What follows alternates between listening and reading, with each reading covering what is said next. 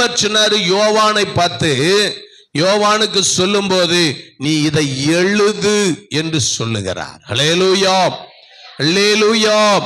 இன்றைக்கு தேவனுடைய பிள்ளைகளாய் இருக்கிற இன்றைக்கு நீங்களும் நானும் தேவன் நமக்கு செய்ய போகிற காரியங்களை நாம் எண்ணி ஆண்டவரை நாம் மகிமைப்படுத்த வேண்டியது அவசியம். அவர் சொல்லுகிறார், இதோ நான் சகலத்தையும் புதிதாக்குகிறேன் என்றார். ஹல்லேலூயா. இன்றைக்கு நம்முடைய ஆண்டவர் புதிதாக்குகிறவர், நம்முடைய வாழ்க்கையை புதிதாக்குகிறவர், நம்முடைய செய்கைகளை புதிதாக்குகிறவர், நம்முடைய செயல்பாடுகளிலே அவர் புதுமையானவைகளை செய்து காண்பிக்கிறவராய் இருக்கிறார். அல்லேலூயா. அங்க ஒருவன் கிறிஸ்துவுக்குள்ள இருந்தா அவன் புது சிருஷ்டியா இருப்பான். அவனுக்குள்ள பழையவைகள் எல்லாம் ஒளிந்து போகக்கூடியதா இருக்கும். ஏனென்றால் அங்கே ஆண்டவர் சொல்றார், சிங்காசனத்துல வீற்றிருக்கிறவர் சொல்லுகிறார், நான் சகலத்தையும் புதிதாக்க போங்க.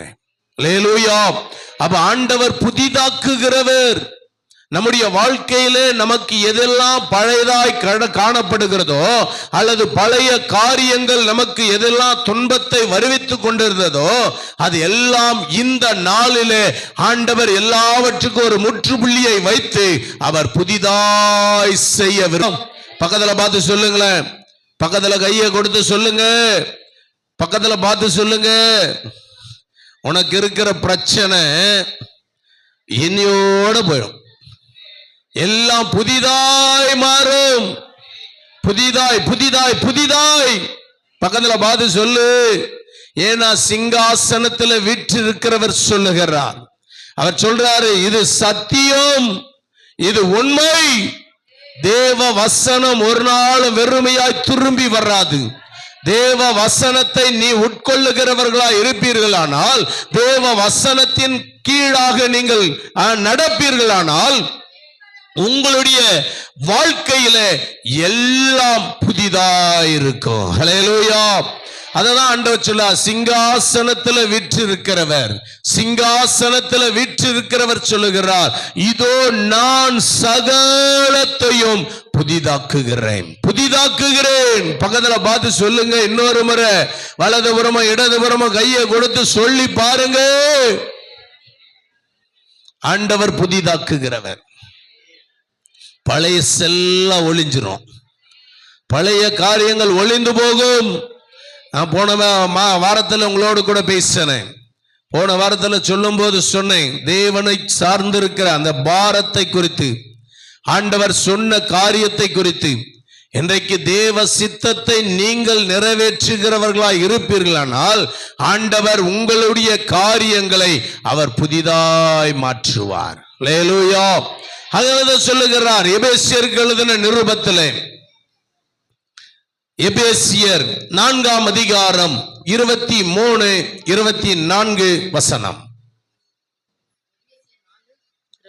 எபேசியர் 4ஆம் அதிகாரம் 23வது வசனம், 24வது வசனம். உங்கள் உள்ளத்திலே புதிதான ஆவியுள்ளவர்களாகி, உங்கள் உள்ளத்திலே புதிதான ஆவி உள்ளவர்களாகி, மெய்யான நீதியிலும், மெய்யான நீதியிலும். நல்ல கவனிக்கணும். வேதத்தின் அடிப்படையிலே நாம் சத்தியத்தை அறிய வேண்டியவர்களாய் இருக்கிறோம். அந்த சத்தியத்தின் வாயிலாக சத்தியத்தின் தேவன் நம்மளை நடத்தும் போது அவர் சொல்லுகிறார், உங்கள் உள்ளத்துல புதிதான ஆவி உள்ளவர்களாகி. புது ஆவி உள்ள இருக்கணும். நாம உள்ள இருக்கிறத நாம இன்னும் சுத்தம் பண்ணிக்கிட்டே இருக்கணும்.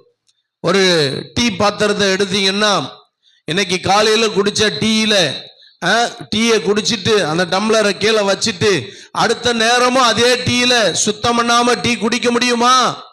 கொஞ்சம் அப்படி யோசனை பண்ணி பார்க்கணும். ஒரு சின்ன பாத்திரத்துக்கே அப்படியானால் வாய்க்குள்ள போகிற அந்த பானத்துக்கே அப்படி ஒரு காரியமானால் தேவன் நமக்குள்ளே வாசம் பண்ண வேண்டுமே. தேவ ஆவியானவர் நமக்குள்ளே வாசம் பண்ணி கொண்டிருக்கிறாரே. அந்த ஆண்டவருடைய வாசம் பண்ணுகிற ஸ்தலத்தை நீங்கள் எந்த அளவுக்கு புதிதாய் வைத்துக் கொண்டிருக்கிறீர்கள் என்பதை சற்று நிதானிக்கிறவர்களாய் இருக்கணும். அல்லேலூயா. ஆண்டவர் புதிதாய் நம்மளை மாற்ற விரும்புகிறார். புதிய காரியங்களை செய்ய விரும்புகிறார். புதிய புதிய காரியங்களை செய்ய அவர் எதிர்பார்த்து கொண்டிருக்கிறார். அப்படிப்பட்ட காரியத்தில் நீங்களும் நானும் புது ஆவி உள்ளவர்களாய் நாம ஒவ்வொரு நாளும் மெய்யான நீதியிலே நாம் காணப்பட வேண்டியது அவசியம். அல்லேலூயா. அந்த மெய்யான நீதியிலும் பரிசுத்தத்திலும் தேவனுடைய சாயலாக சிருஷ்டிக்கப்பட்ட தேவனுடைய சாயலாக சிருஷ்டிக்கப்பட்ட. பக்கத்துல பார்த்து சொல்லு, நீ என்ன சாயல்? அததான் நான் ஆராதனை வேலையில சொன்னேன். நீ யாரை மகிமைப்படுத்த விரும்புகிற என்பதை நீ அறிஞ்சிக்க அப்படின்னு சொன்னேன். பிசாச மகிமைப்படுத்துறதும் உங்க கையில தான் இருக்குது. இயேசுவை மகிமைப்படுத்துறது, தேவனை மகிமைப்படுத்துறதும் உங்ககிட்ட தான் இருக்குது. அப்ப தேவனை நீங்க மகிமைப்படுத்துகிறீர்களா அல்லது பிசாசை மகிமைப்படுத்துகிறீர்களா என்பதை சற்று நீங்க என்ன செய்யணும்? ஆராய்ந்து பார்க்கணும். அப்ப தேவனை மகிமைப்படுத்துகிறவர்களாய் நீங்களும் நானும் இருப்போமானால் நம்முடைய ஆவி, நம்முடைய உள்ளம் ஒவ்வொரு நாளும் புதிதாக்கப்பட்டுக்கிட்டே இருக்கணும். புதிதாக்கப்பட்டுக்கிட்டே இருக்கணும். இன்னைக்கு புதுசாயிடுச்சு, இன்னைக்கு இருக்கிறத ஒரு வாரத்துக்கு அப்படியே ஓட்டிக்கிட்டு போறதுக்கு இல்லை. இல்ல நான் வந்துட்டு நேத்து புதுசாகிட்டேன், இன்னைக்கு புதுசா ஆக மாட்டேன் அப்படின்னு சொல்றதுக்கு இல்லை. நான் அதுதான் உதாரணத்துக்கு சொன்னேன். டீ குடிக்கிற டம்ளரையே ஒவ்வொரு நேரத்துக்கெல்லாம் டீ குடிக்கும் போதெல்லாம் அதை சுத்தம் பண்ணிக்கிட்டே இருக்கிறது போல நம்முடைய சரீரத்தின் நம்முடைய உள்ளத்தையும் நம்மை தூய்மையாக்கி பரிசுத்தமுள்ளவைகளாய் வைத்துக் கொள்ளணும். ஏன்னா அப்பதான் பரிசுத்தர் நம் நடுவில் வாசம் பண்ணுவார். அல்லேலூயா. ஏன்னா கர்த்தர் பரிசுத்தர். அவர் பரிசுத்தரா இருக்கிறதுனால நீங்களும் நானும் எப்படி இருக்கணுமா? பரிசுத்தமுள்ளவர்களா இருக்கணும். அந்த மெய்யான நீதியை நாம் காணக்கூடியவர்களாய், அது மாத்திரமல்ல அவர் பரிசுத்தத்துல தேவனுடைய சாயலாக நம்மளை சிருஷ்டித்திருக்கிறார். பரிசுத்த ஆவியானவருடைய சாயலில், தேவனுடைய சாயலில தான் ஆண்டவர் நம்மளை படைச்சிருக்கிறார். உன்னை பார்க்கும்போது தேவனை பார்க்கிறவர்களா இருக்கணும். உன்னை பார்க்கும்போது இயேசுவை பார்க்கிறதா இருக்கணும். உன்னை பார்க்கும்போது உன் ஆண்டவரை அவர்கள் பார்க்கக்கூடியவர்களா இருக்கணும். அல்லேலூயா. நான் சொல்லும் போது அதிகமாய் சொல்லுங்கள காரியங்களை நடப்பிக்கிறது. ஏன்னா நாம செயல்படுகிற காரியத்தில் நடக்கிற காரியத்தை உங்களோடு கூட சொல்லும் போது அது உங்களுக்கு அது வாழ்க்கையில பிரயோஜனம் உள்ளதா இருக்கணும் என்பதற்காக தான். ஆகையாலதான் இங்க சொல்ற, நாம நம்மளை பார்க்கும் போதே நம்முடைய ஆண்டவர் யார் என்பதை நம்ம இருக்கிறவர்கள் அறிந்து கொள்ளணும். அல்லேலூயா. அதுதான் அங்க சொல்லி காண்பிக்கிறா. அப்ப தேவனுடைய சாயலிலே சிருஷ்டிக்கப்பட்டிருக்கிறோம். அப்ப நீங்க கண்ணாடிக்கு முன்னாடி போய் நின்னா அந்த கண்ணாடிக்கு முன்னாடி நிக்கிற நீங்க அந்த கண்ணாடிக்கு முன்னாடி வேறொரு நபர் தெரிய மாட்டாங்க, நிக்கிற நீதான் தெரிவே. அது போலதான் ஆண்டவரால் சிருஷ்டிக்கப்பட்ட அவருடைய சாயலில் நீ இருப்பாயானா உன்னை பார்க்கும் போது மற்றவர்கள் கண்ணாடிக்கு முன்னாடி நின்று பார்க்கிறத போல தேவனை காண வேண்டும். நம்மளை பார்க்கறதுக்கு இல்லை. நம்மளை இப்ப என்னையும் பாரு, என் அழகை பாரு, என் தோற்றத்தை பாரு, என் உடைய பாரு, என் நடைய பாருன்னு சொல்றதுக்கு இல்லை. புரியுதா? தேவனை சார்ந்து வாழுகிற ஒவ்வொருவருக்கும் புதிதாக கூடியவர்களாய் நம்முடைய ஆண்டவர் ஒவ்வொரு நாளும் நம்மளை புதிதாக்கி கொண்டிருக்கிறார். அல்லேலூயா. புதிதாக்கி கொண்டிருக்கிறார். இன்னைக்கு மாத்திரம் இல்ல, நேத்து மாத்திரம் புதுசா நம்மளை பண்ணல, இன்னைக்கும் புதிதாக்கி கொண்டிருக்கிறார். ஒவ்வொரு நாளும் நம்மளை புதிதாக்கி கொண்டே இருக்கிறார். இன்னும் இன்னும் இன்னும் இன்னும் இன்னும் ஒரு பாத்திரத்தை எந்த அளவுக்கு நீங்க தேய்ச்சி கழுவுறீங்களோ அந்த பாத்திரம் எந்த அளவுக்கு தேயுதோ அந்த அளவுக்கு தான் அந்த பாத்திரத்துடைய மகிமையை நீங்க பார்க்க முடியும். அந்த மகிமையை பார்க்க முடியும். நேற்று முந்தினேத்து வெள்ளிக்கிழமை நாங்க ஒரு வீட்டுங்க போயிருந்தேன். அங்க போனா அவங்க வச்சிருக்கிற அந்த பூஜைக்கு வச்சிருப்பாங்க சாமானுங்க, இந்த குத்து விளக்கு, அந்த தட்டு, அதுக்கு மேல வச்சிருக்கிறதெல்லாம் அதை பார்த்தா கடையில இருக்கிறத விட பளபளன்னு இருக்கு. கடையில இருக்கிற புது பாத்திரத்தை விட அவங்க வீட்டுல வச்சிருக்கிறது அவ்வளவு பளபளப்பா இருக்குது. அது கேட்டா அவங்க சொன்னாங்க, காலையில 9 மணிக்கு உட்கார்ந்தோம், சாயந்தரம் 4 மணிக்கு தான் எந்திரிச்சோன்றாங்க. காலையில 9 மணிக்கு உட்கார்ந்து தேய்க்க ஆரம்பிச்சவங்க சாயந்தரம் யோசித்து பாருங்களேன், ஒரு சாதாரண ஒரு பாத்திரம், அந்த பாத்திரத்துல எண்ணெயை ஊத்தி திரியத்தனா அது கடவுளுக்கு அது ஏற்றதா இருக்குமா? அப்படின்னா சாதாரண அணைந்து போகிற விளக்கு எண்ணெயை ஊத்தி திரி போட்டு அந்த எண்ணெய் இருக்கிறதுல அந்த திரிக்கான மகிமையும் அது எரியக்கூடிய தன்மையும், அந்த எண்ணெய் தீர்ந்து போச்சுன்னா திரி எங்க இருக்குன்னு தெரியாது, எரியிற வெளிச்சமோ எங்க இருக்குன்னு தெரியாது. ஆனா அதற்கு கிட்டத்தட்ட 6 மணி நேரம் செலவு பண்ணியிருக்காங்க. எத்தனை மணி நேரம்? 6 மணி நேரம்.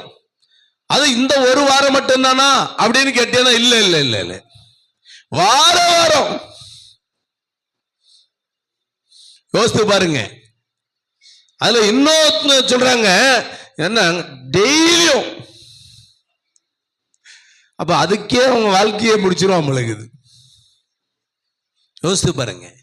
ஆனா நம்ம 2 மணி நேரம் ஆராதனைக்கு வர்றதுக்கு நம்மளால என்ன செய்ய முடியல? யோசித்து பாருங்க. அப்ப நம்ம ஆண்டவர் நம்மளை எப்படி புதுசா மாத்துவாரு?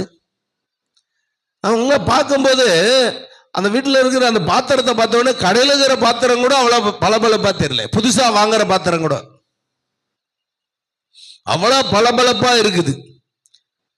அதுக்கு அவங்க நேரத்தை செலவிடுறான். அப்ப நம்முடைய நேரத்தை தேவனுடைய சமூகத்தில் செலவிடுவோமானால், தேவனுடைய சாயலிலே சிருஷ்டிக்கப்பட்ட நீங்கள் தேவனுக்காக எழும்பி பிரகாசிப்பீர்களானால் அவர் நம்மை புதிதாக்குகிறவராய்ப்பார். அப்ப நம்ம வாழ்க்கையில ஏன் பிரச்சனை வருது? நம்ம வாழ்க்கையில ஏன் பிரச்சனை வருது? யோசித்து பாருங்க.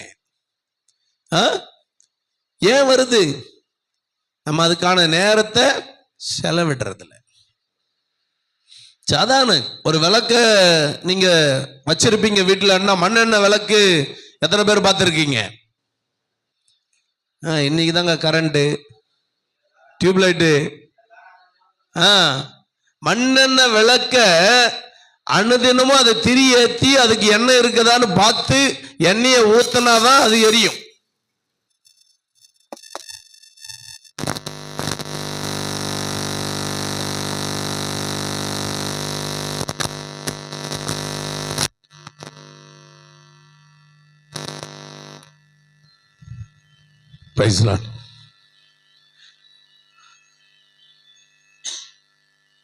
அனுதினமும் அந்த திரியை ஏற்றி அதுல எண்ணெயை ஊத்தினாதான் அந்த எண்ணெயினுடைய எரியக்கூடிய தன்மையே அது பிரகாசிக்கக்கூடியதா இருக்கும்.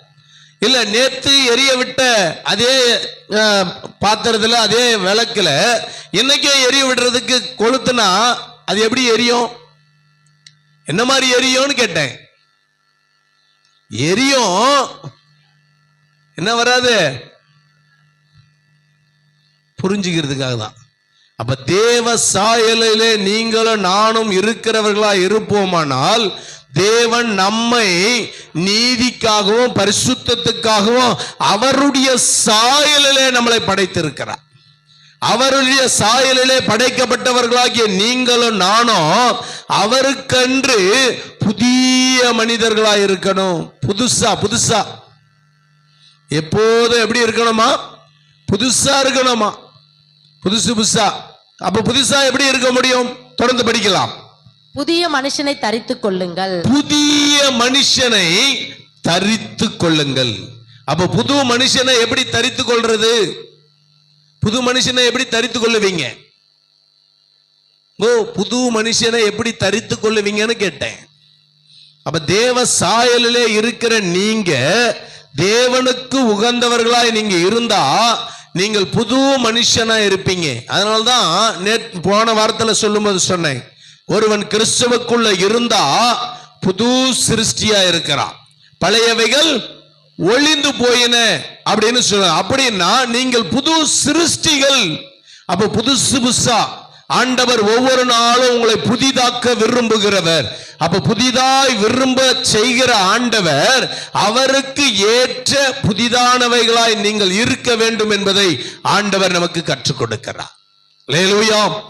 அதனால்தான் ஆண்டவர் நம்ம பார்த்து எரேமியாவை பார்த்து சொல்லும் போது சொன்னாரு, 18ஆம் அதிகாரம், எரேமியாவின் புஸ்தகம் 18ஆம் அதிகாரம், அதுல 2-3 வசனத்தை நீங்க வாசிப்பீங்கன்னா, நீ எழுந்து குயவன் வீட்டுக்கு போ. எங்க போ சொன்னாரு? குயவன் வீட்டுக்கு. ஆண்டவர் ஒரு மனுஷனை எப்படி பயன்படுத்துகிறார் என்பதை சற்று நீங்கள் நிதானிக்கணும். உங்களை ஒவ்வொரு நாளும் புதிதாக்க விரும்புகிற ஆண்டவர் அவர் சொல்லுகிறார், நீ எழுந்து குயவன் வீட்டுக்கு போ. குயவன் வீட்டுக்கு போனா என்ன நடக்கும்? அங்கே என் வார்த்தைகளை உனக்கு தெரிவிப்பேன் என்றார். என் வார்த்தையை உனக்கு தெரிவிப்பேன். அப்படியே நான் குயவன் வீட்டிற்கு போனேன்.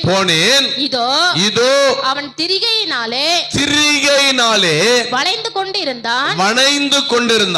குயவன் வளைந்து கொண்டிருந்த மண்பாண்டம் அவன் கையிலே கெட்டு போயிடுச்சு. நீங்க நல்லா கவனிக்கணும். இன்னைக்கு நாம் சபைக்குள்ளே இருக்கிறோம், ஆனால் சபையில இருந்துகிட்டே நாம் கெட்டு போய் கொண்டிருக்கிறோம். நாம குயவன் கையில தான் இருக்கிறதை போல இருக்கிறோம், ஆனால் நாம் ஒவ்வொரு நாளும் கெட்டு போகிறவர்களா இருக்கிறோம். கெட்டு போகிறவர்களா இருக்கிற உங்களை என்னையும் ஆண்டவர் ஒவ்வொரு நாளும் புதிதாக்க வேண்டும் என்று அவர் தீர்மானம் பண்ணி இருக்கிறார். அல்லேலூயா. இன்றைக்கு நாம கெட்டு போகாம இருப்பதற்கு தான் ஆண்டவராகிய இயேசு கிறிஸ்து இந்த பூமிக்கு வந்தார். அதுதான் சொல்லுது யோவான் 3:16 சொல்லும் போது, இதை திரும்ப வாசிக்க போறோம். அந்த 3:16 சொல்லும் போது அவர் சொல்ல, தேவன் தம்முடைய ஒரே பேரான குமாரனை விசுவாசிக்கிறவன் எவனோ அவன் கெட்டு போகாமல். அப்ப ஆண்டவராகிய இயேசு கிறிஸ்துவின் சாயலிலே நீங்கள் சிருஷ்டிக்கப்பட்டிருப்பீர்களானால் அந்த சிருஷ்டிப்பின் வாயிலாக தேவனை ஒவ்வொரு நாளும் நாம் விசுவாசிக்கிறவர்களா இருக்கணும். அல்லேலூயா. அப்படி தேவனை நீங்களும் நானும் விசுவாசிக்கிறதுனாலே நாம் கெட்டு போகாமல் இருப்போம் என்பதற்கு அவர் இந்த உலகத்துல வந்து அவரையே தந்தருளினார். அல்லேலூயா. அதுதான் இங்க சொல்லி காண்பிக்கிறார். நீ கொய்யவன் வீட்டுக்கு போனேன்னா, அந்த கொய்யவன் வீட்டுக்கு நீ போன போது அங்க உனக்கு ஒரு வார்த்தையை நான் காமிச்சு கொடுக்கிறேன். அந்த திரிகையில அவன் வைத்திருக்கிற மண்பாண்டமானது அவன் வணைந்து கொண்டிருக்கும் போது அது கெட்டு போனது. கெட்டு போனதை என்ன செய்கிறார் பாருங்க. அப்பொழுது அதை திருத்தமாய் செய்யும்படிக்கு இன்றைக்கு ஆண்டவர் நம்ம ஒவ்வொருத்தரையும் ஆண்டவர் புதிதாக்கி திருத்த வேண்டும் என்று விரும்புகிறார். அல்லேலூயா. ஒவ்வொரு கோணத்துல இருக்குது. ஒவ்வொரு கோணத்துல இருக்குது. அவைகளுக்கு ஏற்ற பாத்திரவன். அந்த பாத்திரம் அது எஜமானுக்கு உகந்ததாய் மாற வேண்டும் என்பதற்காக அவர் வணைய ஆரம்பிக்கிறார். அதுதான் அவர் சொல்ல, புதிதாக்குகிறவர். ஒவ்வொரு நாளும் அவர் கையில இருக்கும் போதே கெட்டு போகுதுன்னா அது எப்பேற்பட்ட பாத்திரமா இருக்கும், அது எப்பேற்பட்ட மண்ணா இருக்குன்னு யோசித்து பாரு. அது அவர் கையில இருக்கும் போதே கெட்டு போகுதுன்னா அது அடுத்தவங்க கைக்கு போடும். யோசித்து பாருங்க. பக்கத்துல பார்த்து சொல்லு, கொய்யவங்கிட்ட இருக்கும் போதே இப்படி கெட்டு போச்சுன்னா கொய்யவனை விட்டு தூரம் போனா மாறி குப்பையில தான் போடணும். மாறி எங்க போடணும்? குப்பையில தான் போடணும். திரும்ப ஒட்ட வைக்கணும்னு நினைச்சாலும் நம்மளால என்ன செய்ய முடியாது. அப்படியே ஒட்டனாலும் ஒட்ட வைக்கப்படுகிற அந்த வடு அது என்ன சொல்லுங்க, அதனுடைய அடையாளங்கள் அப்படியே காண்பித்து கொடுக்கும். சொல்றது புரியுதா? அப்ப நாம கெட்டு போகாம இருப்பதற்கு உயவன் வீட்டுக்கு போய் பார்க்கணும். அதான் சொல்றாரு. தன் பார்வைக்கு சரியாய் கண்டபடி, தன் பார்வைக்கு சரியாய் கண்டபடிக்கு குயவன் அதை திரும்ப அதை வேறே பாண்டமாக வளைத்தான். வேற பாண்டமாக. இன்னைக்கு தேவன் உங்களை என்ன விதத்துல வைக்க வேண்டும் என்று விரும்புகிறாரோ அந்த விதத்துக்கு உன்னை நீ அர்ப்பணிக்கும் போது அவருக்கு உபயோகமாய், அவருக்கு தேவையான பாத்திரமாய் ஆண்டவர் வைக்க விரும்புவார். அல்லேலூயா. ஆண்டவருக்கு விரோதமா நீ செயல்படுவாயானா, ஆண்டவர் எனக்கு வேணாம் அப்படின்னு நீ சொன்னீன்னா அதுக்கு ஏற்ற பாத்திரமா தான் நம்ம இருப்போம். அதனால்தான் அவர் சொல்றாரு, அவருக்கு ஏற்ற பாத்திரத்தை ஆண்டவர் வணைஞ்சாராம். வணைகிறது மாத்திரம் இல்ல, அது கீழே வாசிக்கிறோம். அப்பொழுது கர்த்தருடைய வசனம் எனக்கு உண்டாகி அவர் இஸ்ரவேல் குடும்பத்தாரே நீங்களா யாரு? பக்கத்துல பார்த்து சொல்லு. இப்போதைக்கு இஸ்ரவேல் குடும்பத்தார் நீங்களும் நானும் தான். ஹலோ, நாமெல்லாம் ஒட்ட வைக்கப்பட்ட காட்டு ஒலிவ மரம் தான். இருந்தாலும் இஸ்ரவேல் குடும்பத்தாரோடு கூட நம்ம இருக்கிறோம். இஸ்ரவேல் குடும்பத்தாரே, இந்த குயவன் செய்தது போல நான் உங்களுக்கு செய்யக்கூடாதோ என்று கர்த்தர் சொல்லுகிறார். ஹல்லேலூயா. அவர் புதுசா நம்மளை வணையணும்னு விரும்புறாரு. எத்தனை பேர் அர்ப்பணிக்க விரும்புகிறோம்? எத்தனை பேர் அர்ப்பணிக்க விரும்புகிறீர்கள்? அவர் கையில நீ, ஆண்டவரே நான் வெறும் களிமண்ணு தான், நீங்க எடுத்து வணைங்கன்னு சொன்னா அவர் ஒவ்வொரு நாளும் எடுத்து அவர் வணைந்து அவருக்கு உபயோகமான பாத்திரமாய் ஆண்டவர் நம்மளை வைப்பார். அல்லேலூயா. அததான் இங்க ஆண்டவர் நம்ம கிட்ட கற்றுக் கொடுக்கிறார். அப்ப தேவ சமூகத்துல தேவ சாயலிலே நீங்கள் நிற்கிறவர்களாய் இருப்பீர்கள். அவருக்கு உபயோகமான பாத்திரமாய் அவர் வைக்கும் போது அந்த பாத்திரத்தை பார்க்கிறவர்களுக்கு ஒரு ஈர்ப்பு உண்டாகும். நீங்க ஒரு பொருளை போய் பார்க்கறீங்க கடையில, பார்த்த உடனே என்ன செய்யுது? வாங்கணும்னு தோணுதா இல்லையா? ஆனா வாங்கிட்டு வந்த பிறகு அது ஏதாவது பயனா அப்படின்னு கேட்டீங்கன்னா ஒண்ணும். நாங்க நேற்று ஒரு வீட்டுக்கு போனோம். அந்த வீட்டுக்கு போனோடனே ஒரு சொம்பை எடுத்து காமிச்சாரு அவரு. இந்த சொம்பை வாங்கணும், அந்த சொம்பு என்ன கணக்குல இருக்குதுன்னு அவர் காமிச்சு கொடுத்தாரு. அது பயனுள்ள பாத்திரமா இருந்தா மட்டும்தான் அது சொம்பா இருக்கும். இல்லைன்னா அதை எத்தனை போய் மூலையில போட்டு வச்சா என்ன நடக்கும்? வாங்கினதுக்கு பிரயோஜனமே இருக்காது.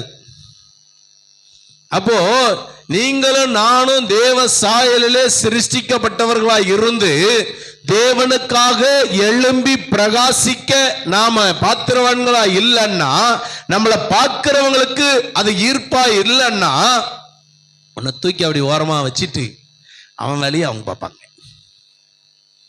அவங்க நம்ம பட்சத்துல என்ன செய்ய மாட்டாங்க? வரமாட்டாங்க. புரியுதா சொல்றது? அதுதான் இங்க ஆண்டவர் நம்ம கிட்ட கற்றுக் கொடுக்கிறார். அப்ப தேவ சாயலிலே நீங்கள் இருக்கிறதை நீங்கள் உணர்கிறவர்களாய் இருக்கணும்.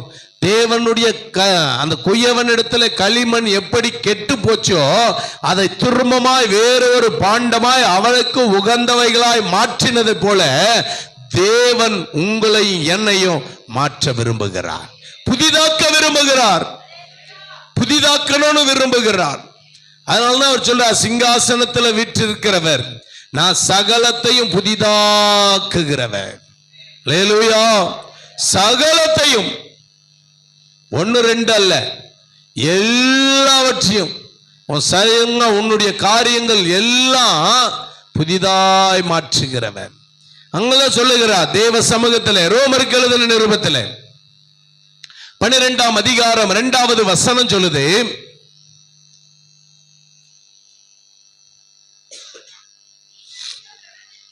நீங்கள் இந்த பிரபஞ்சத்துக்கு ஒத்த வேஷம் தெரியாம. நல்லா கவனிக்கணும். குயவன் வீட்டிலே களிமண் எப்படி கெட்டு போச்சோ, அந்த கெட்டு போன களிமண்ணை வேறொரு பாண்டமாய் எப்படி வணையப்பட்டதோ, அதுபோல ஆண்டவர் நம்மை வணைந்து வைக்க வேண்டும் என்று விரும்புகிறவர். அப்படி விரும்புகிற நீங்களும் நானும் ஒத்த வேஷம் தரிக்கிறவர்களா இருக்கக்கூடாது. உலகத்துக்கு ஒரு காரியம், சபைக்கு ஒரு காரியம்.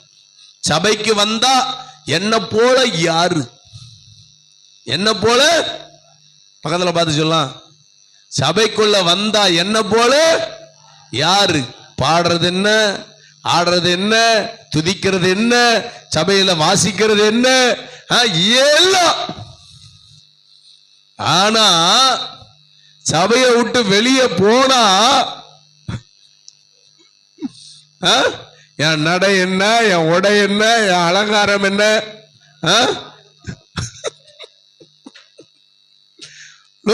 புரியுதா சொல்றது? வேத வசனத்தின் அடிப்படையில நீ குயவங்கிட்ட இருக்கும் போதே கெட்டு போயிருக்கிறன்னா, அந்த கெட்டு போன பாத்திரத்தை சரியா வணையறதுக்காக தான் அந்த குயவன் இருக்கா.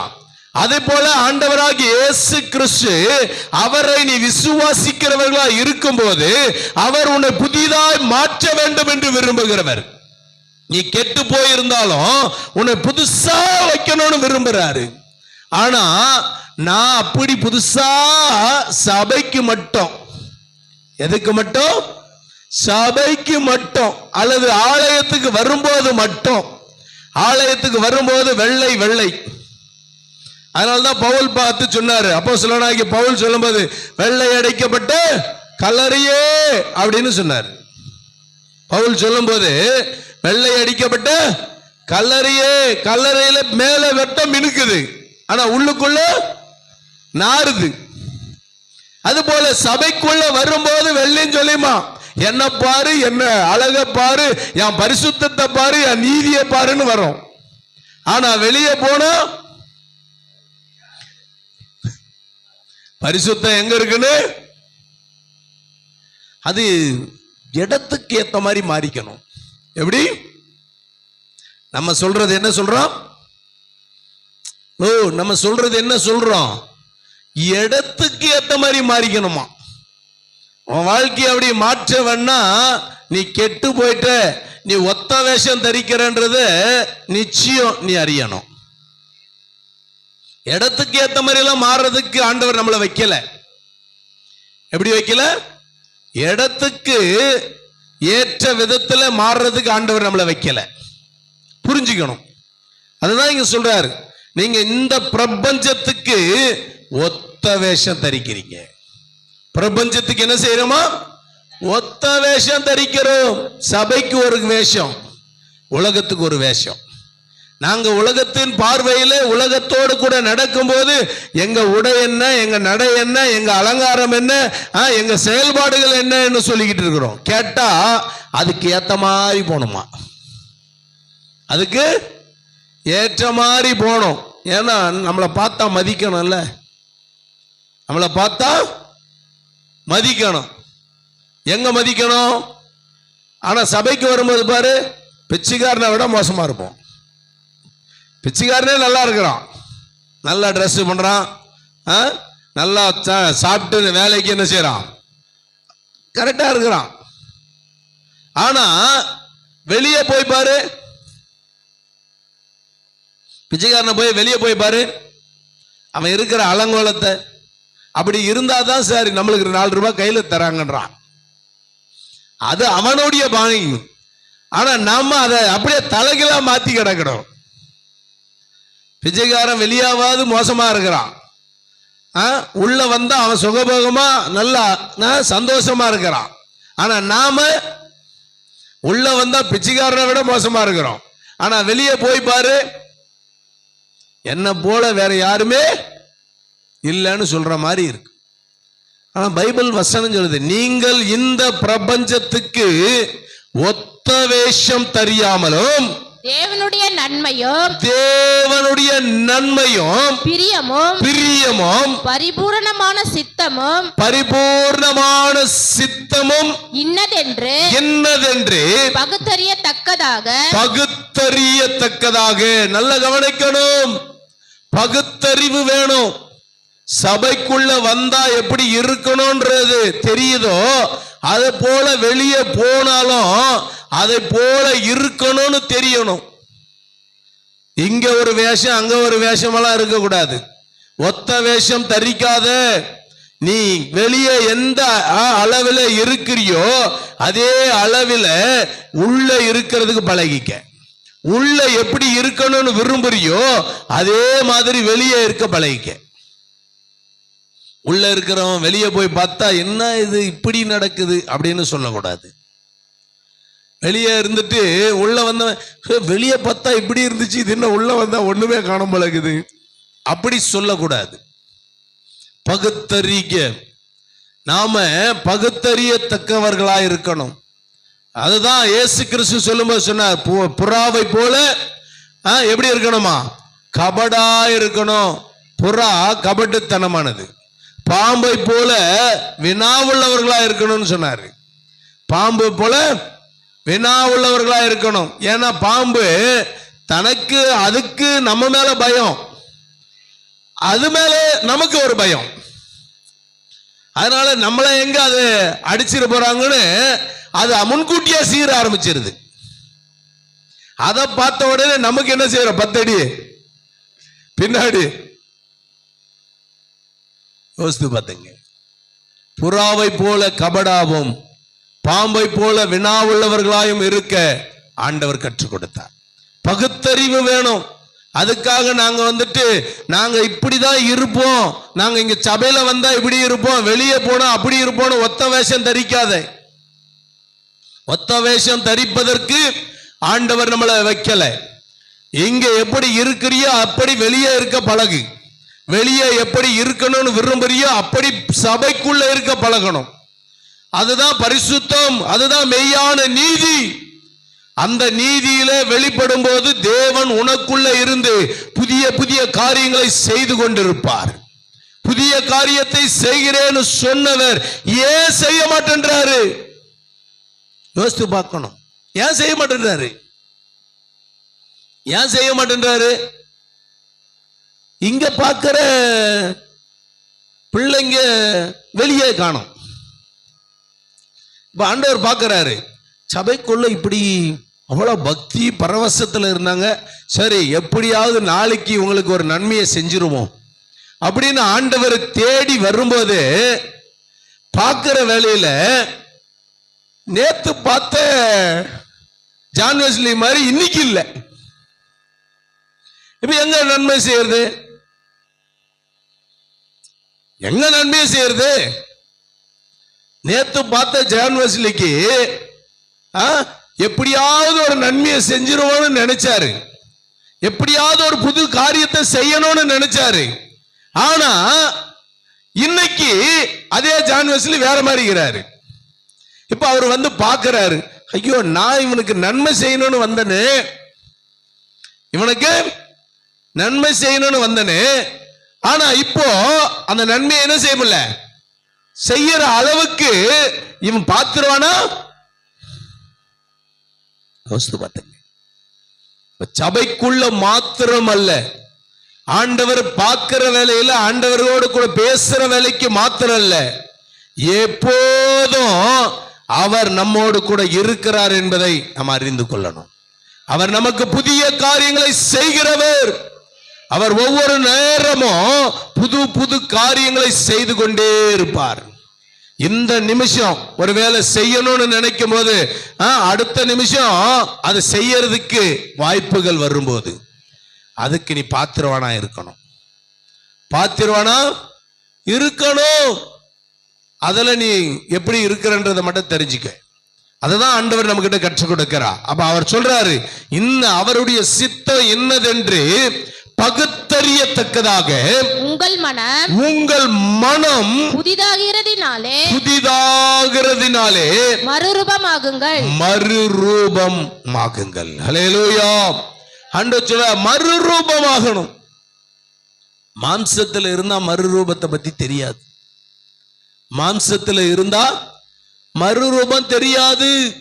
நீங்க போய் படிக்கணும். யோவான்ல போய் படிச்சீங்கன்னா 17ஆம் அதிகாரத்துல அங்க இயேசு கிறிஸ்து மலை மேல போயிட்டு நிப்பாரு. கூட 2 பேரை கூட கூட்டின்னு போயிருப்பாரு, பேதுருவும் யோவானுங்க. அங்க கூட்டிட்டு போன வேலையில அங்க ஜெபம் பண்ணி முடிச்ச உடனே அங்க தேவதூதன் வந்து அங்க நிக்கிறத இயேசு கிறிஸ்து பார்ப்பாரு. பார்த்த உடனே அங்க இவங்க 2 பேர் இருக்காங்க, அவங்களும் பார்க்கறாங்க. பார்த்துட்டு அவங்க சொல்றாங்க, நாம இங்கே இருந்துருவோம், ஏன்னா அவங்க மாம்சத்துல யோசிக்கிறவர்கள். மாம்சத்துல யோசிச்சா மறுரூபம் ஆகிறத பத்தி என்ன தெரியாது. மறுரூபம் ஆகிறது தெரியாது. வேணா படிச்சிருங்க, எடுத்து வாசிங்களேன். யோவான் 17ஆம் அதிகாரம் இருக்கா பாருங்களேன். 5. பிதாவே, உலகம் உண்டாகிறதற்கு முன்னே உம்மிடத்தில் எனக்கு உண்டாயிருந்த மகிமையினாலே இப்போது நீர் என்னை உம்மிடத்திலே மகிமைப்படுத்தும். நீர் உலகத்தில் தெரிந்தெடுத்த எனக்கு தந்த மனுஷருக்கு உம்முடைய நாமத்தை வெளிப்படுத்தினேன். மறுரூபமாக வெளிப்படுத்த முடியாது. நீங்க மத்தேயுல போய் படிக்கணும். மத்தேயுல படிச்சாலும் அதே 17ஆம் அதிகாரத்துல இருக்குது. ஏன்னா சுவிசேஷ புஸ்தகத்துல ஒரு இடத்துல இருக்கிறது இன்னொரு இடத்துலயும் இருக்கும். அதனால நீங்க மத்தேயுல போய் படிச்சாலும் மத்தேயுல இருக்கும். ஏன்னா தேவன் இங்கே நம்மளை குறித்து சொல்லும் போது மகிமைப்படுத்துகிற தேவன். அப்ப மறுரூபம் ஆகனாதான் நீ யாருன்றது உனக்கு தெரியும். அப்படி இல்லைன்னா மறுரூபம் ஆகிறத குறித்து உனக்கு என்ன செய்யாது, தெரியாது. நீயோ மகிமைப்படுத்த முடியாது. ஆண்டவர் நமக்கு வச்சிருக்கிறார். ஆமா இல்லையா? நீங்க அதுல என்ன படிச்சு பாருங்களா. அது மத்திய 17ஆம் அதிகாரத்துல போனீங்களா 8வது வசனம்னு நினைக்கிறேன். அவர்கள் தங்கள் கண்களை ஏறெடுத்து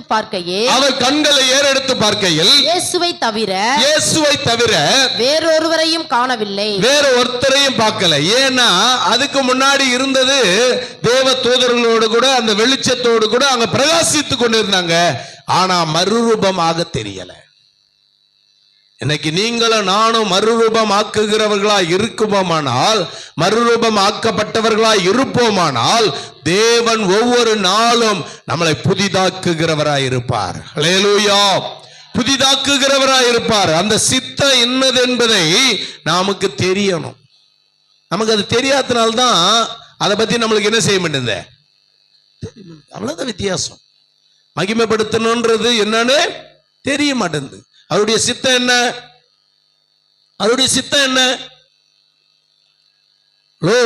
இயேசு கிறிஸ்துவினுடைய சித்தம் என்ன?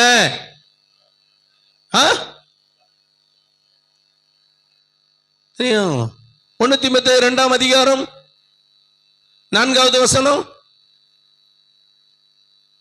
எல்லா மனுஷரும் ரட்சிக்கப்படவும்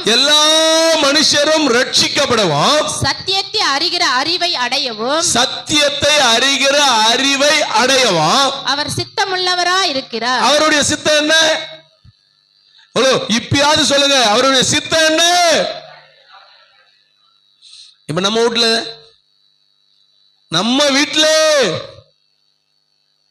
எல்லாரும் ரட்சிக்கப்பட்டாங்களா? எல்லாரும் சத்தியத்தை அறிஞ்சிட்டாங்களா? அதுக்கு நீ தான் பாத்துருவான். ஆண்டவர் புதுசா மாத்த மாட்டேறாரு. புதுசாக்கலன்னு சொல்றது காரணம், என் நிலைமை எப்பதான் மாறும் அப்படின்னு சொல்ற காரணம், ரட்சிப்பு அடைஞ்சிருக்கா என் வீட்டுல இருக்கிற அத்தனை பேரும் ரட்சிப்பின் அனுபவத்தை பெற்றிருக்காங்களா? சகேவை பார்த்து ஆண்டவர் சொன்னாரு, இந்த வீட்டுக்கு ரட்சிப்பு வந்தது. 19 படிச்சீங்கன்னா தெரியும். லூக்கால அப்ப ரட்சிப்பு வந்ததுன்னு சொன்ன உடனே அந்த வீட்டுக்கு வந்துருச்சு. அந்த மகிமையை அவன் கண்டான். இன்னைக்கு நீங்க மறுரூபமாகிறதுக்கு அவருடைய சித்தம் என்னன்னு நமக்கு இன்னும் தெரியல. எல்லா ஜனங்களும் ரட்சிக்கப்படணும், சத்தியத்தை அறிகிற அறிவை அடையணும். சத்தியத்தை அறிவீர்கள், சத்தியம் உங்களை விடுதலையாக்கும் என்று சொல்லுகிறது. யோவான் 8:32 போய் படிச்சீங்கன்னா, சத்தியத்தை அறிவீர்கள், சத்தியம் உங்களை விடுதலையாக்கும். குமாரன் விடுதலையாக்கினால் மெய்யாகவே விடுதலையாவீர்கள். அப்ப நம்ம ஆண்டவர் நம்மளை பார்த்து சொல்லணும். அவர் புதுசா நம்மளை ஒவ்வொரு நாளும் புதிதாக்கிக்கிட்டே இருக்கணும். அப்ப தேவ வசனத்துல உன்னை புதுசா மாத்திக்கிட்டே இருக்கார். அவருக்குள்ள மறுரூபம் ஆகிறதுல புதிதாகிட்டே இருக்கணும். அவரை பார்க்கும்போது சொல்லணும், நேத்து பார்த்த நிகுல் மாதிரி இன்னைக்கு இல்லையே, நேத்து வேற மாதிரி இருந்தா இன்னைக்கு என்ன அப்படியே பிரகாசமா இருக்கிறான் அப்படின்னு சொல்லணும். நாளைக்கு பார்த்தா அதே பிரகாசத்தின் மேல் இன்னொரு பிரகாசம் தெரியணும். புரியுதா? அப்புறம் பழைய குருடி நேத்து இருந்த மாதிரி போயிடக்கூடாது. இன்னைக்கு பிரகாசிக்கிற பிரகாசம், இந்த பிரகாசம் இன்னும் அதிகரிக்கணும் நாளைக்கு. அதுல சத்தியத்தை அறிகிற அறிவை அடையிறதுக்கு நீங்கள் ஏற்றவர்களாய் இருக்கணும். அதுதான் ஆண்டவர் சொல்ல, மறுரூபமாகணும். நீ மறுரூபமாகாத வரையிலும் நீ மற்றவர்களை மறுரூபப்படுத்த முடியாது. உன் கண்ணு திறக்காத வெளியே இன்னொருத்தன் கண்ணு திறக்கவே முடியாது. குருடனுக்கு வழிகாட்ட கூடுமோ? 2 பேரும் போய் எங்க விழுவாங்க? பள்ளத்துல விழுவாங்க. ஒருத்தனுக்கு கண்ணு தெரிஞ்சு ஒருத்தனுக்கு கண்ணு தெரியாம இருந்தா அவனாவது பார்த்து, எப்ப அங்க பள்ளம் இருக்குது, அந்த பக்கம் போயிடாத வா அப்படின்னு சொல்லி கூட்டிட்டு வந்தாது இப்படி கரை சேர்ப்பான். ஒருவேளை இல்ல நான் இப்படிதான் போவேன்னு சொல்றவனா இருந்தா கூட, டே பள்ளமா இருக்கடான்னு இழுத்து போட்டாது என்ன செய்வான்? கரை சேர்த்து விட்டுருவான். அது 2மே குருடா இருந்துச்சுன்னா 2 போய் எங்கதான் விழும்? பள்ளத்துல தான் விழும். தேவ சமூகத்தில் இருக்கிற நீங்களும் நானும் தேவனுடைய சித்தம், தேவனுடைய திட்டம் என்ன என்பதை அறிந்து நாம் மறுரூபமாகிறவர்களாக இருக்கணும். மறுரூபமாகணும். அதுதான் ஆண்டவர் சொல்லார். எடுத்து வாசிக்கலாம். 2 கொரிந்தியரின் புஸ்தகம் 4ஆம் அதிகாரம் 16வது வசனம். 2 கொரிந்தியர் 4ஆம் அதிகாரம் 16வது வசனம். 4:16. ஆனபடியினாலே நாங்கள் சோர்ந்து போகிறதில்லை. ஆம், எங்கள் புறம்பான மனுஷனானது அழிந்தும் உள்ளான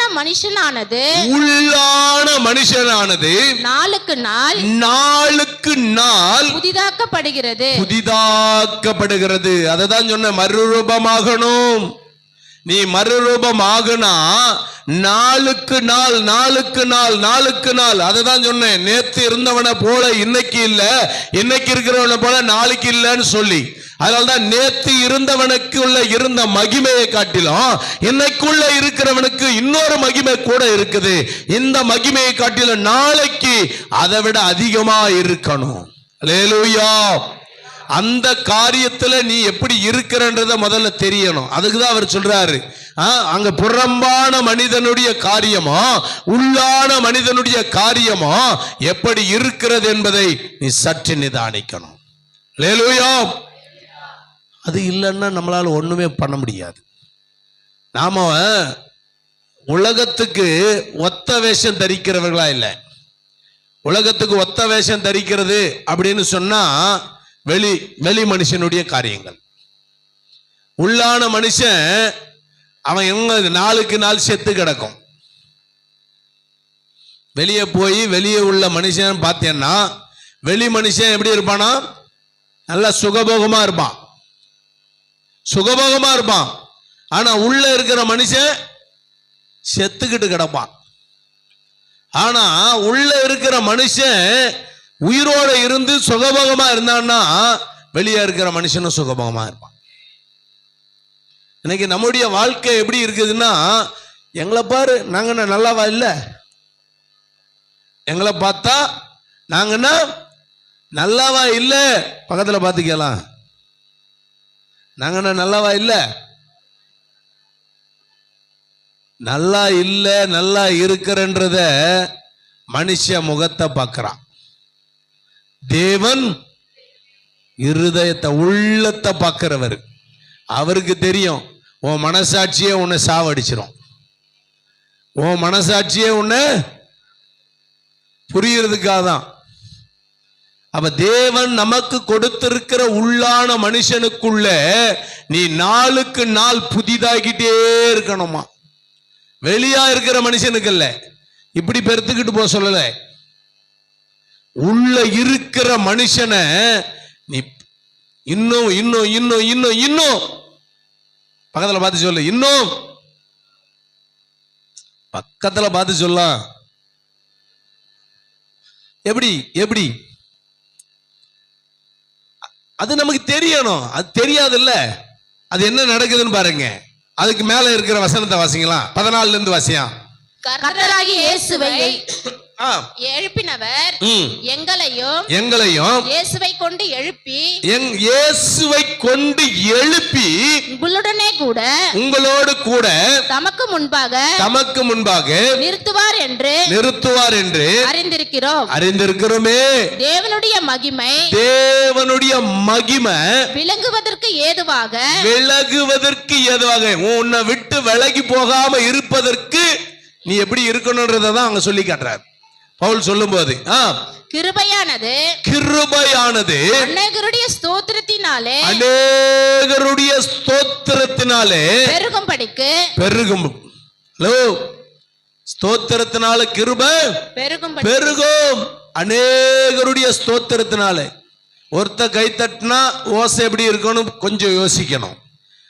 அதே 2 பேரும் கை தட்டினா எப்படி இருக்கணும், அதே முழு சபை கை தட்டினா எப்படி இருக்கும், அதுதான் பைபிள். அப்ப தேவன் உங்களையும் என்னையும் அங்க ஆண்டவராகிய இயேசு கிறிஸ்துவை பிதாவாகிய தேவன் 3வது நாள் எப்படி உயிரோடு எழுப்பினாரோ அது போல நீங்களும் நானும் உயிர்த்தெழுதலுக்கு பங்குள்ளவர்களா இருக்கணும்ன்றதுக்காக ஆண்டவர் நம்மளை மறுரூபமாக்கி கொண்டே இருக்கிறார், புதிதாக்கிக்கிட்டே இருக்கிறாராம். புதுசா பக்கத்துல பார்த்து சொல்லு. உன்னை பார்த்தா புதுசா தெரியுத. யாரா சொல்றாங்களா? உன்னை பார்த்தா புதுசா.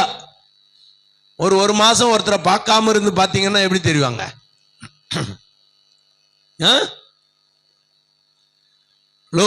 ஒரு மாசம் ஒருத்தரை பார்க்காமலே இருந்து பார்த்தா அவங்கள பார்த்தா என்ன சொல்லுவீங்க?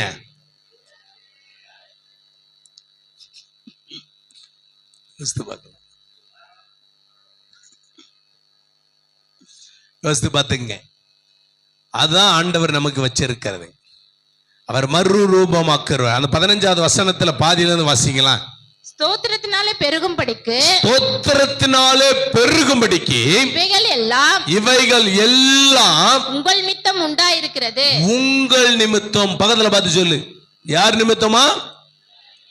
ஹலோ, பக்கத்துல பார்த்து சொல்லு. யார் நிமித்தமா? உங்கள் நிமித்தம். உங்க நிமித்தம் தான் இது உண்டாயிருக்குது. அதனாலதான் அவர் சொன்னாரு வெளி மனுஷனுக்கும் உள் மனுஷனுக்கும் உள்ள வித்தியாசம். வெளியே இருக்கிற மனுஷன் சொல்லுவான் எனக்கு என்ன குறை அப்படின்னுவான், எனக்கு என்ன குறை அப்படின்னு சொல்லுவான். இயேசு கிறிஸ்து சொன்னாரு, மதிக்கேடனே இந்த ராத்திரி உன் ஆத்துமா எடுத்துக்கொள்ளப்பட்டா வெளி மனுஷன் என்ன ஆவான்? ஆண்டவர் சொன்னாரு, மதிக்கேடனே நீ சேர்த்து வச்சிருக்கிறியே, நீ இடிச்சு களஞ்சத்தை பெருசாக்கணும்னு விரும்புறியே, நான் இதை வச்சு திருப்தியா சாப்பிட்டு நான் வாழுவேன்னு சொல்றியே, அப்படி வாழுகிற உனக்கு இந்த ராத்திரியில உன் ஆத்துமா எடுத்துக்கொள்ளப்பட்டா இதெல்லாம் யாருக்குரியது? வெளி மனுஷனுக்கு பார்க்கும்போது எல்லாம் சொல்றது என்னது? எனக்கு என்னங்க, நான் நல்லா இருக்கிறேங்க, நல்லா சம்பாதிக்கிறேங்க, நல்லா சாப்பிட்றேங்க, நல்லா நான் அங்க முன்னாடி இருந்ததை விட இப்போ நான் நல்லாவே இருக்கிறேன். சொல்றாங்க. ஆனா உள்ள இருக்கிற மனுஷன் செத்துக்கிட்டு கிடக்குறான். உள்ள இருக்கிற மனுஷன் செத்துக்கிட்டு கிடக்குறான். அதனாலதான் 16வது வசனம் சொல்லுது.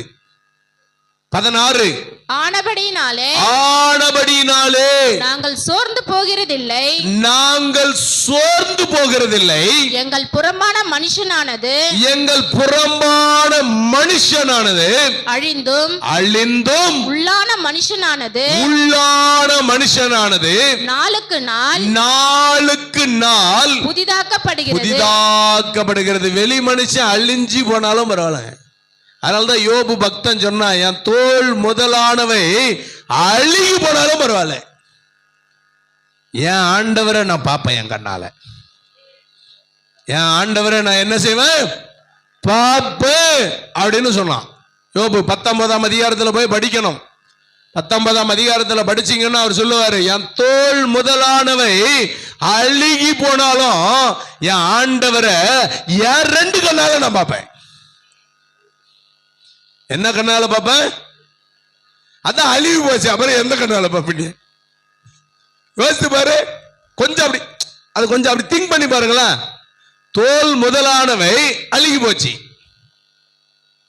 தலையில இருந்து கால் வரல மொத்தம் அழுகி அப்படியே வெறும் எலும்பு கூட மட்டும் தான் இருக்குன்னு வச்சுக்கோமே. இப்ப அப்படி இருக்கும்போது கண்ணும் சேர்த்து போயிடுச்சு. இப்ப எந்த கண்ணால போய் நீ பாப்ப? யோபு பக்தன் சொல்றதுக்கு தெரியணும்ல. இப்ப தோல் முதலானவ அழுகி போன பிறகு எந்த கண்ணால பாப்பு நீ? எந்த கண்ணால பாப்புப்பா? டோரி கண்ணுல சொல்லு. எந்த கண்ணுல பாப்ப சொல்லு. ஐயா சொல்லுங்க. மனக்கண்ணால பாப்பாராம். அதான் உண்மை. சரீரத்தின் கண்ணால இல்ல, சரீர கண்ணு அழிஞ்சு போயிடுச்சு. ஆனா உள்ள இருக்கிற ஆத்துமா, உன் மனக்கண்கள் திறக்கப்பட்டிருக்கும். அப்போ திறக்கப்படும் போது என் ஆண்டவரை நான் என்ன செய்வேன்? முகமுகமா முதல்ல புரியணும். அப்ப எந்த கண்ணால பார்த்திருப்பான்றத புரியணும். இன்னைக்கு நம்ம சொல்றது என்ன சொல்றோம்? எங்களுக்கு என்னங்க, நாங்க சுகமா இருக்கிறோம், நல்லா சம்பாதிக்கிறோம், நல்லா சாப்பிடுறோம், நல்லா சுகபோகமா வாழ்றோம், எங்களுக்கு ஒரு குறையும் இல்லை. ஆனா உள்ள இருக்கிற ஆத்துமா நாளுக்கு நாள் என்ன செஞ்சுக்கிட்டு இருக்குது? செத்துக்கிட்டு கிடக்குது. பக்கத்துல பார்த்து சொல்லு, உன் ஆத்துமா சாவுதா உயிரோட இருக்குதான்னு? உயிரா இருக்குதா சாவுதா? யோசிச்சு பாரு. அததான் ஆண்டவர் சொல்லாரு, உள்ளான மனுஷனானது நாளுக்கு நாள் புதிதாகிட்டே இருக்கணும். புதுப்பிக்கிற ஆண்டவர் நம்மோடு கூட இருக்கிறார். ஒவ்வொரு நாளும் புதுசு புதுசா. நீங்க செல்போனை போய் பார்ப்பீங்க.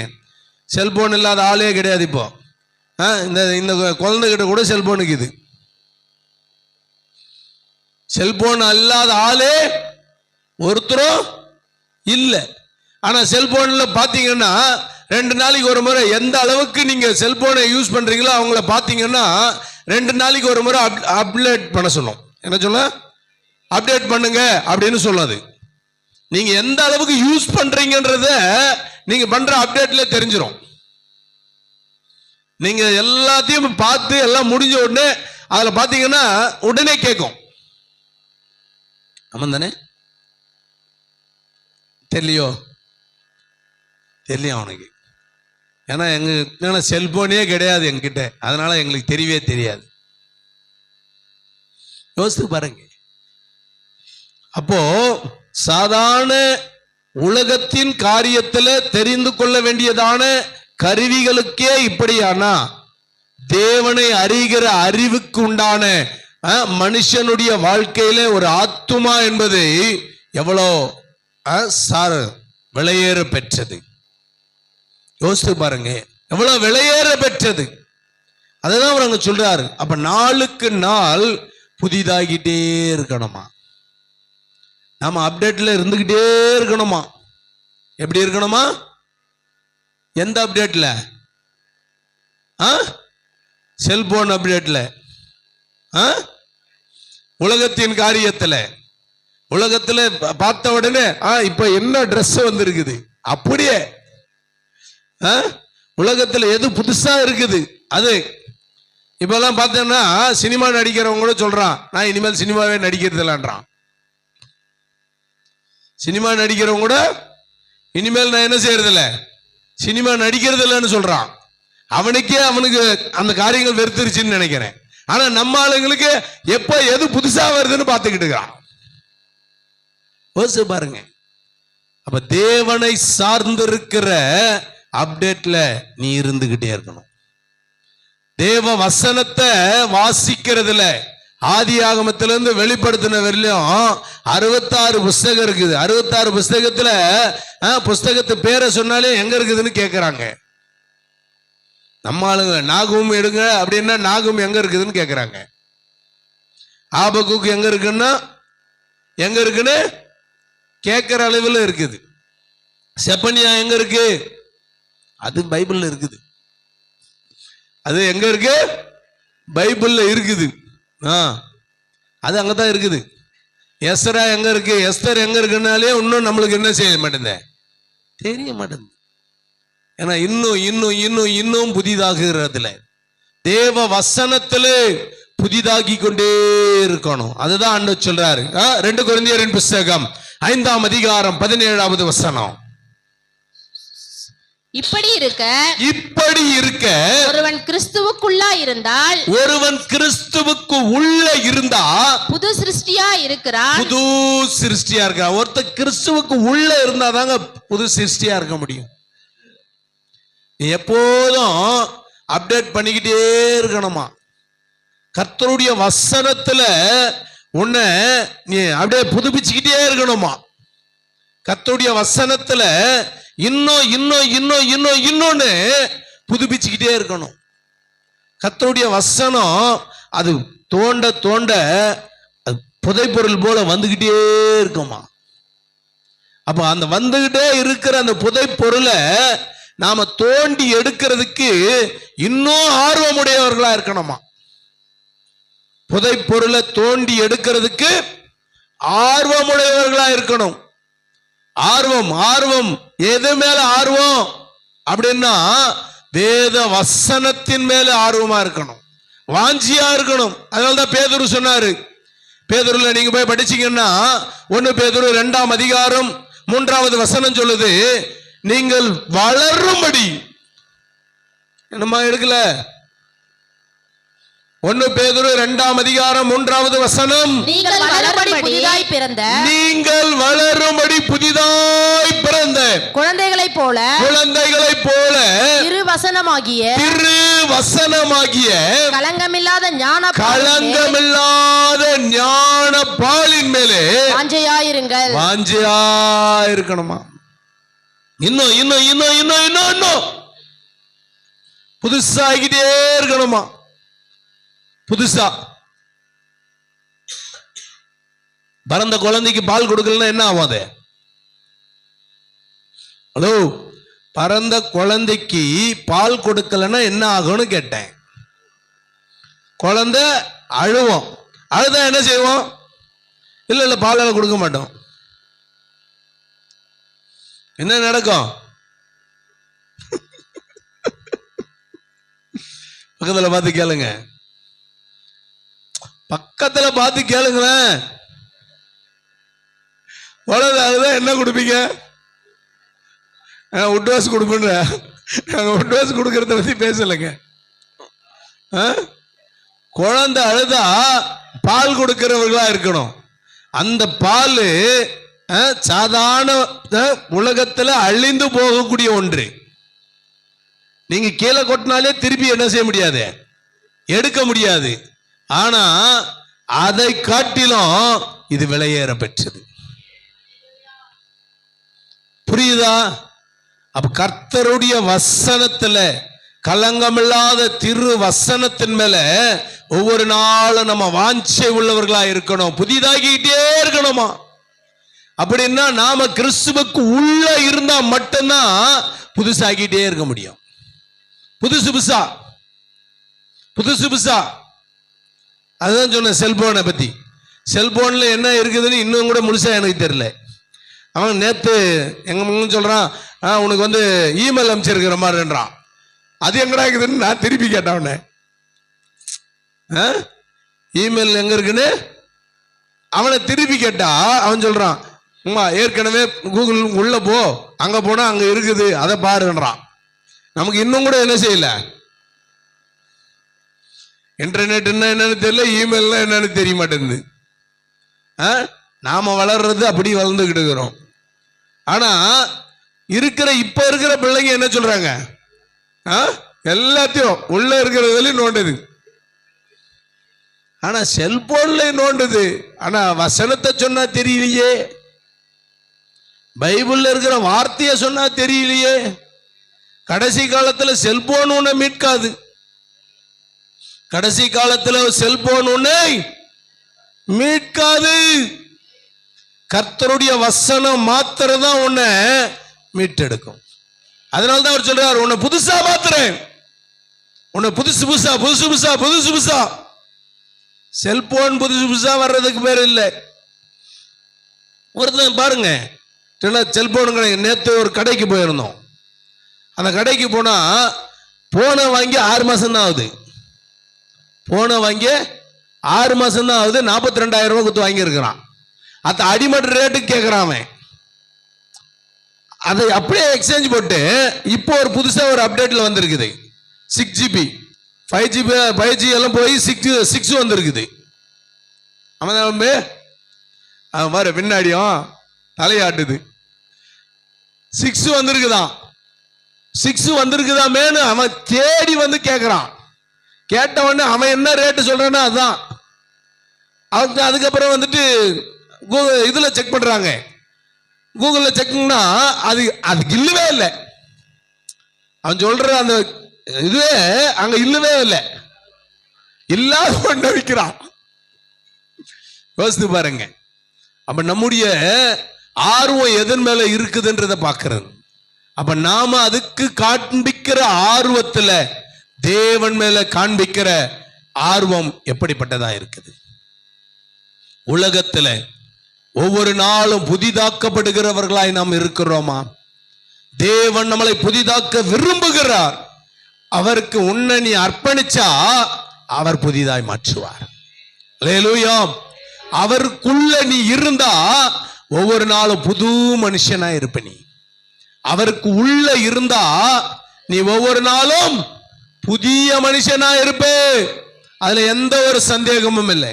அதனால்தான் அவர் சொல்றாரு, ஒருவன் கிறிஸ்துவுக்குள்ள இருந்தா புது சிருஷ்டியா இருக்கிறான், பழைசெல்லாம் என்ன செஞ்சிருமா? ஒழிந்து போயின. ஒளிஞ்சிருக்கா? பக்கத்துல பார்த்து சொல்லு, ஒளிஞ்சிருச்சா? பழைசு ஒளிஞ்சிருச்சா? பழைசு ஒளிஞ்சாதான் புதுசாக்க முடியும். புதுசா ஒரு அப்டேட் பண்ணாதான் புதுசு புதுசா உள்ள இருந்து வெளியே வரும். இல்லன்னா அது இருக்கிறத போலதான் என்ன செய்யும், இருந்துகிட்டு இருக்கும். உள்ள இருக்கிறதே என்ன தம்பி, யோசித்து பாருங்க. அப்ப இன்னைக்கு புதிதாகிறவர்களாய் ஆண்டவர் நம்மளை புதுசாய் மாற்ற விரும்புகிறார். அவர் புதிதாக்குகிறவர். அவர் சிங்காசனத்திலிருந்து சொல்லுகிறார், சிங்காசனத்திலிருந்து இதோ நான் சகலத்தையும் புதிதாக்குகிறேன். என் வசனத்தை கொண்டு, என் வார்த்தையை கொண்டு உன்னை புதிதாக்குவேன், உன்னை புதிதாக்குவேன். அந்த புதுசா இருப்பதற்கு உன்னை நீ அர்ப்பணிக்கிறவனா இருக்கணும். நீ அர்ப்பணிச்சா தேவன் உன்னை புதிதாய் மாற்ற அவர் போதுமானவராயிருப்பார். அல்லேலூயா. முழங்கால் படியிடுவோம். பரிசுத்தமுள்ள பிதாவே, இந்த நல்ல வேலைக்காக நாங்கள் உமக்கு நன்றி செலுத்துகிறோம். சகலத்தையும் புதிதாக்குகிறேன் என்று சொன்ன ஆண்டவர், இந்த நாளிலே எங்களுடைய உள்ளத்தை புதிதாக்குவீராக. எங்க உள்ளான மனுஷனை புதிதாக்குவீராக. நாங்கள் நாளுக்கு நாள் ஆண்டவரே புதிதாக்கத்தக்கதாக நாங்கள் இந்த பிரபஞ்சத்துக்கு ஒத்த வேஷம் தரிக்கிறவர்களாய் இராமல் எங்களுடைய உள்ளங்கள் மனங்கள் எல்லாம் புதிதாய் மாற எங்களுக்கு கர்த்தர் கிருபை செய்வீராக. உம்முடைய நாமம் மகிமைப்படுகிறதுக்காக நாங்கள் உமக்கு நன்றி செலுத்துகிறோம். தொடர்ந்து உம்முடைய சித்தம் நிறைவேறட்டும். ஆசீர்வதியும். எல்லா துதியும் கனமும் மகிமையும் ஒருவருக்கே செலுத்துகிறோம். ஏசு கிறிஸ்து நாமத்தினால வேண்டிக் கொள்கிறோம் பிதாவே, ஆமென். நம் ஆசீர்வாதம் நம்முடைய கர்த்தரும் ரட்சகருமாய் இருக்கிற இயேசு கிறிஸ்துனுடைய கிருபையும் பிதாவாகிய தேவனுடைய அன்பும் பரிசுத்த ஆவியானுடைய அனன்யம் ஐக்கியம் ஆலோசனை வழிநடத்தல் பாதுகாப்பு ரட்சிப்பு நம் அனைவரோடு கூட உலகமெங்கும் இருக்கிற பரிசுத்தோடும் இன்றும் என்றும் சதா காலங்களும் உயிரோடு இருக்கிற தேவனுடைய கரம் வரும் வரையிலும் தங்கியிருப்பாராக. ஆமென். என் ஆத்துமாவே கர்த்தரை ஸ்தோத்திரி, என் முழுமே பரிசுத்த நாமத்தை ஸ்தோத்திரி. என் ஆத்துமாவே கர்த்தரை ஸ்தோத்திரி, அவர் செய்த சகல உபகாரங்களை மறவாதே. ஆமென்.